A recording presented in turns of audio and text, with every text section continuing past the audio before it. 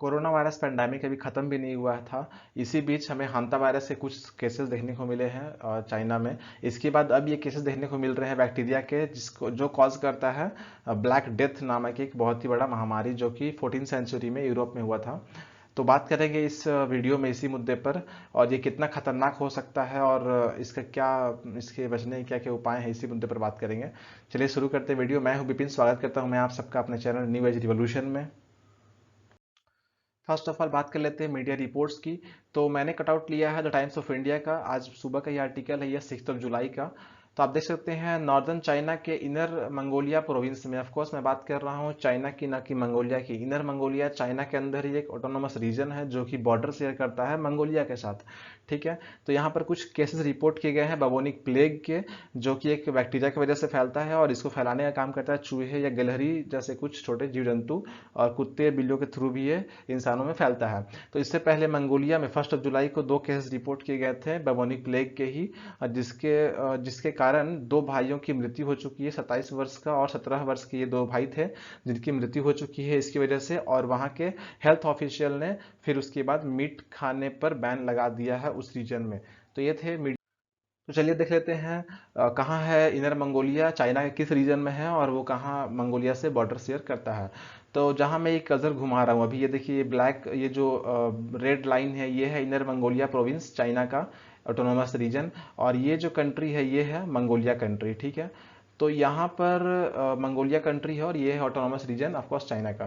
तो ये दोनों बॉर्डर शेयर करते हैं, और ये केसेस इसी एरिया में मिले हैं बबोनिक प्लेग के।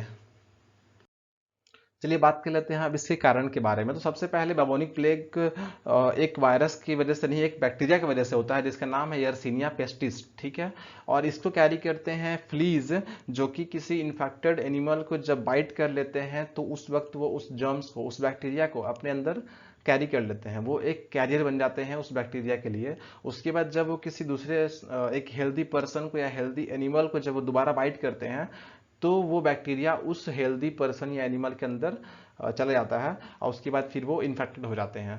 ठीक है, तो इस तरीके से जो फ्लीज है वो एक कैरियर का काम करते हैं इस बैक्टीरिया के लिए।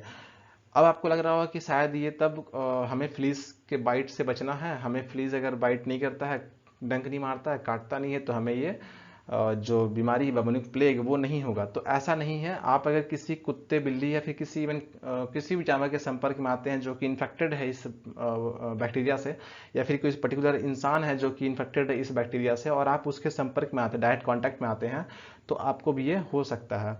इसका इतिहास के बारे में बात करें हम लोग, तो इसका इतिहास ये है कि 14th सेंचुरी में, 1300 सन में 15 मिलियन पीपल, इसका मतलब 5 करोड़ लोग लगभग मारे गए थे, जो कि यूरोप की आबादी के उस वक्त का 50% हिस्सा था।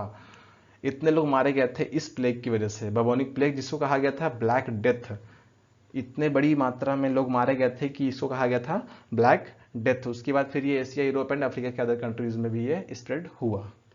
बात कर लेते हैं आप सिम्टम्स के बारे में। जब किसी इंसान को ये बैक्टीरिया इन्फेक्ट करता है तो क्या क्या सिम्टम्स देखने को मिलते हैं। ठिठुरन हो सकता है उसको, फीवर हो सकता है, मसल क्रैम्प्स, उसके अलावा कभी कभी दौरे भी पड़ सकते हैं अंडर आर्म्स पे या फिर गर्दन पर, नेक पर, गिल्टी जिसको सूजन कहा सकता है, सूजन हो सकता है। और जब सूजन होगा तो उससे पहले काफ़ी पेन होगा उस एरिया में। उसके अलावा गैंग्रीन जिसको हम कहते हैं, टोज और फिंगर्स जो है, या फिर नोज़ का जो ऊपरी हिस्सा है, नोज टिप, ये सारे हिस्से काले पड़ जाते हैं, यहाँ के जो स्किन होते हैं वो सड़ने लगते हैं। ये सारे सिम्टम्स नॉर्मली इस बबोनिक प्लेग के। इसके अलावा अगर हम बात करें अभी इसका कंडीशन क्या है इस प्लेग का, जैसे मैंने बताया 14th सेंचुरी में ये बहुत बड़े लेवल पर फैल गया था यूरोप में। तो अभी इसका कंडीशन क्या है, तो ग्लोबली अगर हम बात करें तो पिछले 5 सालों में सिर्फ 3248 केसेस ही रिपोर्ट किए गए हैं इस बैक्टीरिया के, इस बबोनिक प्लेग के।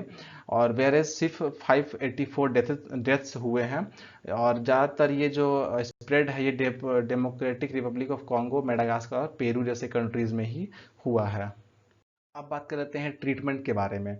तो सबसे पहले ट्रीटमेंट का समय बहुत ही इंपॉर्टेंट है। सही समय पर सही ट्रीटमेंट लेना बहुत ज़रूरी है, क्योंकि अकॉर्डिंग टू WHO इस बैक्टीरिया के इन्फेक्शन के 24 आवर्स के बाद भी एक यंग हेल्दी पर्सन का डेथ हो सकता है। मिनिमम 24 आवर्स के अंदर भी हो सकता है, और 7 डेज के अंदर। ठीक है, तो हमें ये ध्यान रखना है कि इसका ट्रीटमेंट सही समय पर हो जब भी कुछ ऐसा सिम्टम किसी के अंदर देखने को मिले। और अभी इतना घबराने की जरूरत इसलिए भी नहीं क्योंकि हमारा साइंस काफ़ी डेवलप कर चुका है। अभी हम 14th सेंचुरी में नहीं है, 21st सेंचुरी में है। और यहाँ पर हमारे पास बहुत सारे एंटीबायोटिक्स अवेलेबल हैं, जैसे कि डॉक्सीसाइक्लिन। इस तरीके के बहुत सारे और भी ट्रीटमेंट हमारे पास अवेलेबल हैं, जिसकी वजह से हमें इसके बारे में घबराने की ज़रूरत नहीं है। हम इसको कंटेन कर सकते हैं। अगर हम बात करें प्रिवेंशन की कि हम इससे बचाव कैसे करें, ट्रीटमेंट तो भाई बैक्टीरिया के इन्फेक्शन के बाद की बात है। अगर बैक्टीरिया का इन्फेक्शन ही ना हो तो ये होता है प्रिवेंशन। हमें प्रिवेंशन के ऊपर ध्यान देना चाहिए। तो प्रिवेंशन के लिए सबसे पहले तो अपने घर में जो भी होल्स हैं, गैप्स है, जहाँ पर चूहे, बिल्ली या फिर गिलहरी, इस तरीके के छोटे जो जीव जंतु है जो रहते हैं घर बना करके अपना, उनको पहले भर देना चाहिए ताकि वहाँ पर चूहे वगैरह ना रहें।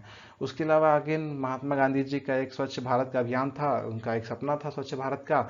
तो स्वच्छ भारत बिल्कुल स्वच्छ रहेंगे अगर हम अपने आसपास की जगह स्वच्छ रखते हैं, क्लीन रखते हैं, तो ऐसे में इस बैक्टीरिया के फैलने का खतरा कम रहता है। उसके अलावा जब भी हम किसी एनिमल के साथ डील करें, डेड या अलाइव एनिमल के साथ, तो हम हाथ में ग्लव्स पहने। और इसके अलावा कुछ और भी हैं, जैसे कि आप फ्ली कंट्रोल स्प्रेज यूज़ कर सकते हैं अपने घर में, अपने पेट्स के लिए कर सकते हैं इस्तेमाल उसको। उसके अलावा अपने कुत्ते और बिल्ली के साथ अपने बेड पर सोने का, बाहर से आकर के बेड पर सुलाने का, ये जो एक बुरी आदतें हैं, इनको हम ठीक करके भी इससे प्रिवेंशन कर सकते हैं। ये था बबोनिक प्लेग के ऊपर हमारा वीडियो अच्छा लगा हो तो लाइक जरूर करें, सब्सक्राइब करें हमारे चैनल को, और आगे आने वाली वीडियोस के नोटिफिकेशन के लिए बेल आइकन को हिट करना ना भूलें।